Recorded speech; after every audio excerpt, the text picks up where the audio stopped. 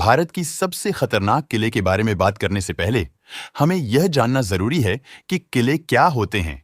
किला एक ऐसा स्थान होता है जो अपनी सुरक्षा और समृद्धि के लिए बनाया जाता है।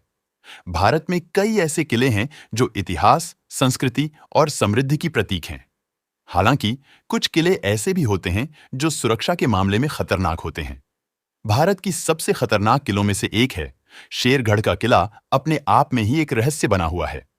इस किले का निर्माण अफगान शासक सिरसाह सूर्य द्वारा करवाया गया था। दोस्तों, यह किला बिहार के रोहतास जिले के आसपास के मूर के पर्वतों पर स्थित है।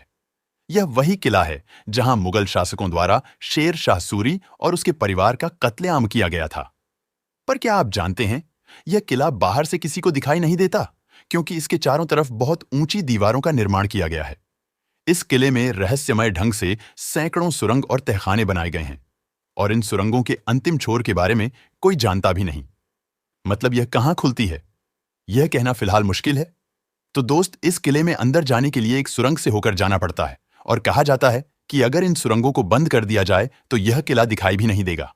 दोस्तों, प्राचीन काल का यह किला तमाम सुख सुविधाओं से परिपूर्ण था।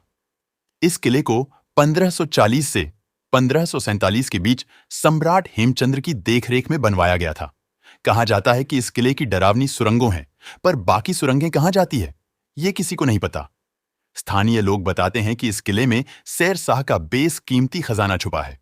इस किले में डरावनी सुरंगों और तहखानों का जाल कुछ इस तरह बिछा है कि लोग तो यहां जाने से भी डरते हैं। अब चलते हैं दुनिया के सबसे खतरनाक किलों में शुमार प्रबलगढ़ दुर्ग की ओर। भारत के महाराष्ट्र राज्य में पनवेल और माथेरान के बीच स्थित पर बलगढ़ दुर्ग अपनी खतरनाक चढ़ाई के लिए दुनिया भर में जाना जाता है। इसे कलावंती दुर्ग भी कहा जाता है। यह किला एक 2300 फीट की खड़ी पहाड़ी पर स्थित है। इस किले पर चढ़ने के लिए चट्टानों को काटकर सीढ़ियां बनाई गई है, जो बेहद ही खतरनाक है।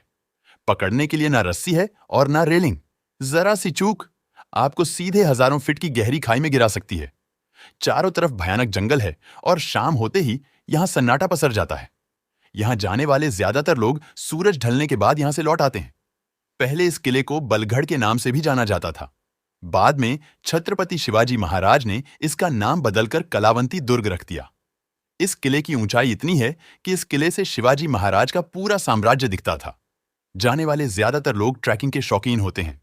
इस खतरनाक किले की सीढ़ियों पर पत्थरों से बहते पानी और फिसलन के बीच लोग जान हथेली पर लेकर चढ़ते उतरते हैं। जरा सी चूक सीधे यमलोक की यात्रा करवा सकती है।